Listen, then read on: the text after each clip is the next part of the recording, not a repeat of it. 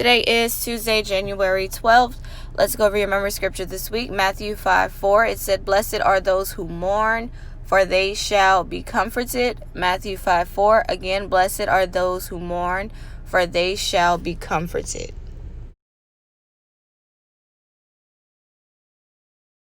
Yesterday in Bible, we discussed how the Hebrews were now leaving Mount Sinai. The clouds started to move, so they knew that the Lord was calling them to a different place.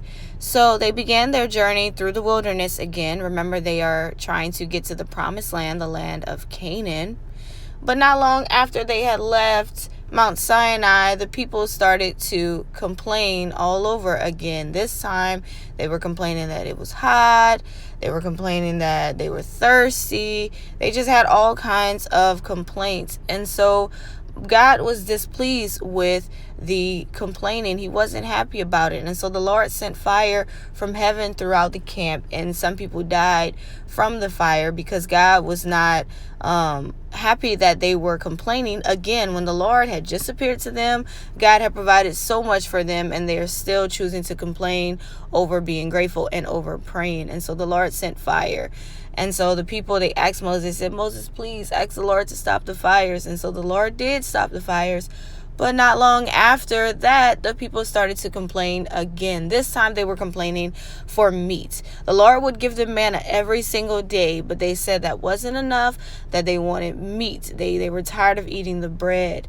And they started to even say that, "Oh, well, we were better off in Egypt. We had all that we could eat in Egypt." And so they are disrespecting the Lord by saying that they were better off as slaves in Egypt than free people with the Lord. And although they are in the wilderness, God is with them. And so the Lord was not happy about it. And Moses even had enough. And so Moses went before the Lord. And this time Moses didn't pray. He was like, "Lord, why did you put me in charge of these people?" He's like, all they do is act like spoiled children. All they do is complain. Moses had enough. He said, "Lord, I can't lead these people anymore. They complain too much. They whine too much." He says, "Lord, just let me die, Lord. I can't do this anymore." But God was going to help Moses out. So the Lord had told Moses to elect 70 men who would be leaders over the people. And so these 70 men would be in charge of taking the complaints of the people. Instead of the people going to Moses for every little thing they had an issue with, they would now go to the 70 leaders, the people who was over them, so that they could bring their complaints to them and they would solve their issues. Now, the only issues that would come to Moses would be like big problems. And we'll kind of talk about that in Bible next week. But that, the smaller complaints that they had, like about food and water and all of that, they would bring that to their leaders. So that kind of helped Moses out a little bit. So the Lord also told Moses, he says, "The people are crying for meat and I will give them meat." And so the Lord said he would send quail. He would send quail for about a month. Every day for a month, the Lord would give quail to the people. The Lord said they would eat so much quail that they would get sick of eating quail. And that's exactly what happened. The Lord sent the quail and the people were excited. They caught the quail. They were happy. And every day they got meat every single day, to the point where some of them ate too much of the meat and they got sick from eating too much meat and they died. And so an illness kind of spread throughout the people, and that was God's punishment because of their complaining once again. And so we just talked about how the people just need to learn how to trust their God and how to stop complaining. They already broke the covenant with the Lord, and they should be grateful that God still chose to keep them as his own people, yet they are still complaining, just doing everything that God doesn't want them to do. So hopefully they learn their lesson real soon about complaining, and that they learn to trust God and how to bring their problems into prayer. And so that was our Bible lesson yesterday. So we will continue our Bible lesson on today. So after the people were in Kadesh, that's where they were with the quail, they started their journey again through the wilderness, and this time they have finally arrived at the promised land. So it had been a little over a year that the people had left Egypt, and now God had led them to the promised land. And so instead of going into the promised land, they decided to stop. They were like, we shouldn't go in just yet. Let us wait a minute before we go into the land. Now, this is the land that God promised to give them. This was the land that God had promised to Abraham, Isaac, and Jacob. This was that land. So the land belongs to them. It was theirs, but they were afraid to go inside of the land. They had reached the land. They were there. They were right there. All they had to do was just keep on going, and they were going to be able to go and take their land.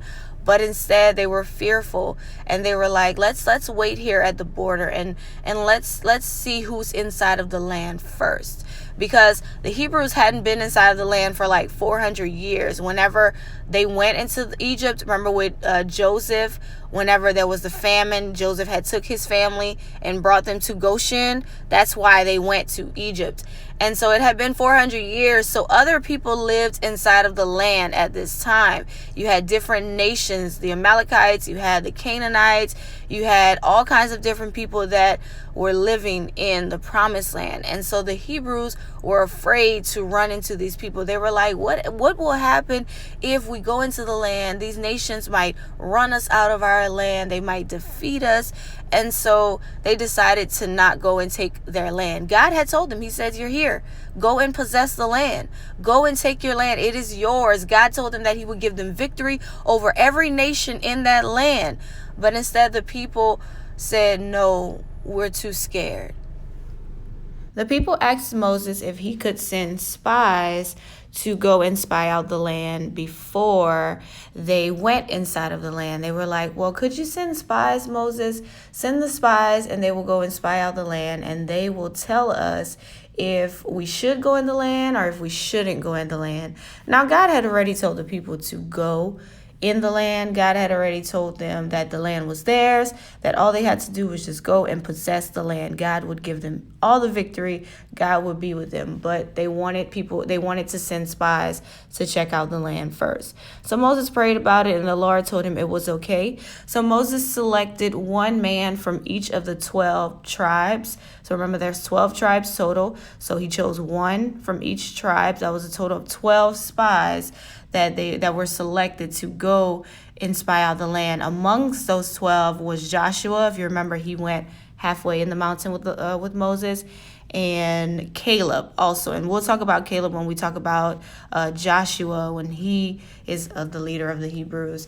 We'll talk more about Caleb. So, and there were the 10 other spies. So they decided to send spies to go into the land to tell them what the land was like, what was in the land, what kind of people were in the land, and the spies will come back and report to the people, okay? So that's what they decided to do. They decided to wait and not go in the land, but to send spies to check out the land first. So that's our Bible lesson today. Tomorrow we will get into what the 12 spies will see in the land and what they will come back and tell the people and what the people will decide to do. So that completes Bible on today. We learned about the 12 spies who went in to observe the land.